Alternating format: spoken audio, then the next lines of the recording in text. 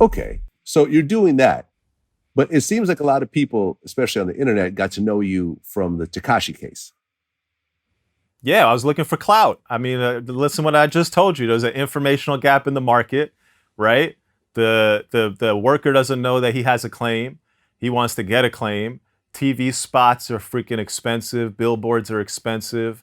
Pay per click is expensive. What's not expensive?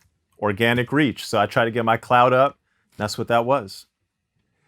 I mean, overall, did the way the Tekashi case ultimately work out, where he basically told on everyone and then got out in a couple of months, did that surprise you, or did you expect him to do actual prison time? Well, he did prison time, right? He was locked up for a year while the case was Yeah. pending. Man, did it surprise me. Yeah, while I was in it, it surprised me. I think while I was reporting on that case, what a lot of people appreciated about that case is I was very much like them, except I had this added layer of knowledge in the law. And I was a big fan. And, Tekashi, when he was Tekashi 69, when he was affiliated, his story, his buzz, the electricity around everything he was doing was pretty unmatched. I don't think anybody has really hit that chord in the same way. And so I was enamored. I was covering the story very enamored. And I was pretty, yeah, I was surprised. I didn't know what was going to happen. I didn't look at it like a neutral observer with a bird's eye view, looking at, all right, here's what's happened in the past. Here's what people in these types of situations do. I was more a fan, also keeping along with the case and then giving my perspective.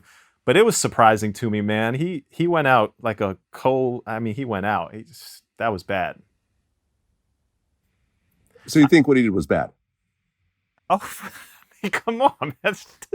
Come on. This is the worst case. This is the worst case of snitching I've ever seen in my life. I don't think you'll ever see snitching on this level ever again. I mean, this man. Why was Tekashi 69 so hot? He was so hot because everybody wants to be with the gangster rappers, and he was with the gangsters, and he was doing crazy shit, and we saw it in real time, and we couldn't get enough of it, and he snitched on just some crazy level. It's unbelievable, man. It's unbelievable. Yeah, and he's living his life now, selling out shows, got big songs out. He pretty much ran with the whole snitch thing. And listen, a lot of people criticize us because we, at one point I said I wouldn't do a Tekashi interview, but, we interview a lot of mob guys who cooperated, so a lot of people said that we're hypocritical. And to a certain degree, I think they have a point. We do interview people that have cooperated with the law on the show before. The one thing that kind of bothered me in the case was that there was a video where he puts money up. He verbally says, hey, I got like 20,000 to go shoot at Chief Keef, as he's talking to Kuda. The shooting actually happens. And then he testifies against the guy he told to go do the shooting, and they even paid the guy, right? So he testifies against the guy to do the shooting. The guy is getting years in prison, whereas Tekashi walks away, which to me just kind of blew my mind, because I'm thinking, like, if you pay someone to do something, you're just as guilty, if not more guilty, than the person who does the crime. And yet you're able to tell on the person and walk away. It doesn't make sense to me. Oh, it makes sense to me. This is a man who lost his identity, right? This is a man who we fell in love with because he was irreverent, because he said fuck everything, because he stood for the anger that so many people feel about so many various things, the injustice in the world, the morally bankrupt corporations. There's tremendous anger in society today. And his singular draw, his singular appeal was the fuck you to all of that. And we thought it was real, and it was real for a long time, for a year and a half. It was super real. It was super organic. It was more real and more organic than we even really understood. And he took that identity, and for convenience, in the snap of a finger, he threw it out, and he said, I'm going to take on a whole new identity. And the whole new identity is now this. I sat down with Tekashi. I asked him, I said, yo, you know, I sat down with him. Wait. You sat down with Tekashi. Why?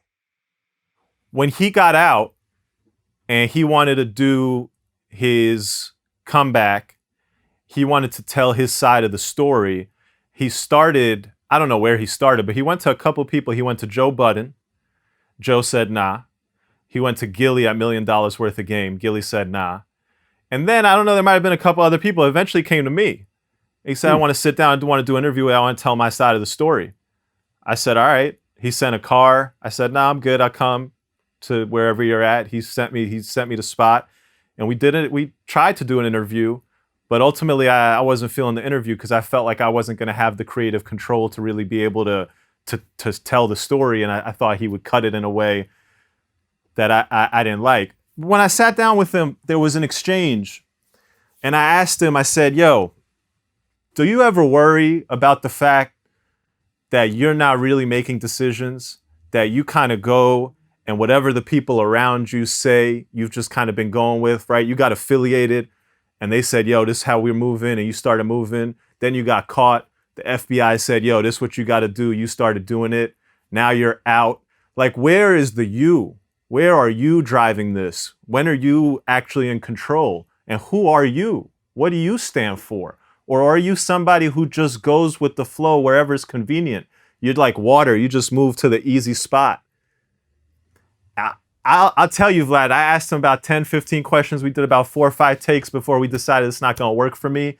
But when I hit him with that, he said, yo, hang on.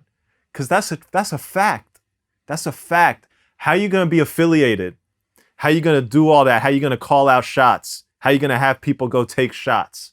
How are you going to live that life, reach the fucking top of hip hop, have millions, billions of people fuck with you? And then like that, you're somebody else. And now you're going to try to go on a whole new vibe. Who are you at that point? Do you know yourself? Can you know yourself? And so to me, he's just a lost individual. Okay, so he wanted you to do an interview with him, but he was going to film it and put it out? Yeah, so I had put my camera up, and they're like, nah, we got the cameras. We'll give you the footage. I was like, all right, I'm a lawyer, Vlad. I'm a full-time attorney. I fucking really do law, right? Like, I'm a heavy lawyer at this point. And I do this, because it's interesting. I did it for the clout in the beginning. It's just interesting. So I didn't really understand. So I'm kind of just going with the flow, as it were, in this way. And he's like, nah, we got the cameras. And so it's like, all right, cool. And I tell you how it went. We did one take and he didn't like it. He's like, yeah, we got to do it again. He did another take. He didn't like it. Yo, we're going to do it again. The third take, he starts shouting, telling his story without really letting me get my shit in. And I was like, I'm not doing it like that. I'm not going to sit here and let you just shout whatever you want to shout about whoever. Like, you're going to answer questions. It's going to be question and answer. It's going to be a normal tone. And then I realized, you know what? Whatever the tone, I see what this interview is supposed to be. This interview is supposed to be a chance to legitimize Tekashi 6ix9ine's story, to make it acceptable to do what he did. He wanted to justify by saying, oh, they did this to me and they did that to me and they did that to me. And wouldn't you do what I did if you went through all that?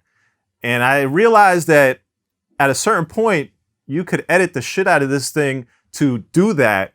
And I do not want to go down in the history books as the interviewer who somehow legitimized what he did. Because in my heart of hearts, you'll never legitimize what you did. If you take that rocket ship to the moon, you owe the people on that ship 100%. You don't then say, y'all are stuck here, I'm going to the next level. Nah, man, you got to rock with them. Yeah, I mean, that's crazy to actually do an interview while the other person is filming. We always, in our interviews, we'll let a person take a few behind the scenes shots, but there's always the rule that this is our interview. These are our cameras. This is our editing. These are our questions. And if you don't want to do it, you don't have to do it. But this is a Vlad TV production. And we're not just going to let you put it out yourself and cut it however way you want. So, yeah, I mean, I think that's very big of you, considering how high profile that was. Oh yeah, a lot of my OGs in the law game were like, "Yo, bro, you fumbled it. You fumbled it. You try to get your clout up, and you didn't get that interview off. You fumbled the rock." But Joe ended up putting me on his show from that. He played my Instagram video discussing that, And from there, I got a little bit of a relationship with Joe Budden, but it wasn't even about getting clout or anything. Honestly, at that point, it was like, yo, I'm a New Yorker. I'm from New York City. A lot of people rock with you, bro, and just know.